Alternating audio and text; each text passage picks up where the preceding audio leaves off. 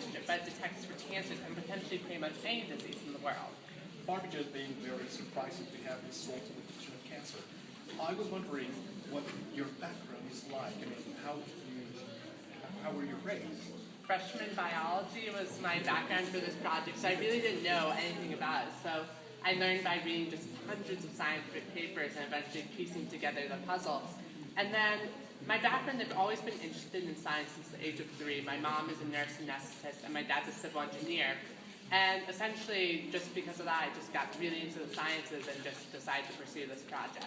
And having the obstacles, I believe you're competing with certain scientists which have a long career on one side and the other, you're revolutionizing somehow the industry. Yeah, so that's one really interesting thing. It's just a huge number of challenges I faced when getting into a lab. I got rejected 199 times, and a few of those I do suspect are because I was competition to them for their grants.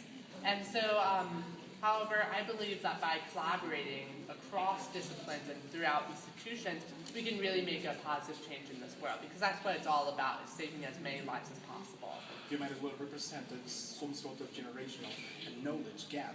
I mean, you're working with young people as well. What is it like to work with young people?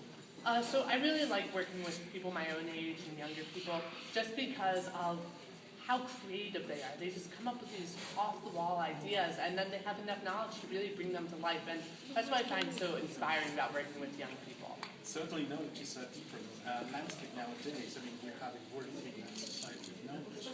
How do you perceive this change of knowledge among institutions? And we are learning via the internet where a lot of knowledge is circulating nowadays. Yeah, because we really are in the information age, and one of the things that's really tragic about that is how much information is withheld from the public in these papers simply because we can't access them because of these expensive, prohibitively cost paywalls. And I think that by tearing those down, that we'll find a greater quality of society, such that if you have a dream, then you can achieve it no matter what. It certainly has to do also with ethics. Ethics from the labs. What about this? How have they received this invention?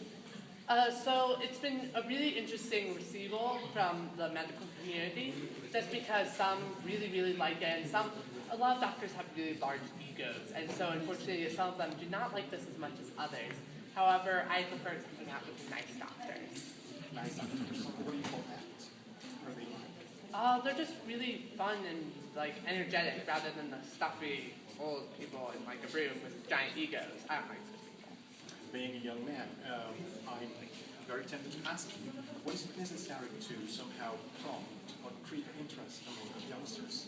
So I believe that by having more young people have hands-on activities with the STEM fields, then we'll really see the emergence of the society where more people are interested in STEM, but also by making the world of science much more accessible, because as a young person, you can't do significant scientific research in this day and age simply because you can't afford it, while you can afford to like watch TV or like buy a new music album. So that's what people aspire to be, because they can access that. What are your current interests in science? So my current interest in science, right now I'm taking AP Biology, and so I'm really interested in the medical field and being able to help as many people as possible and save as many lives as possible. Thank you very much. Thank you.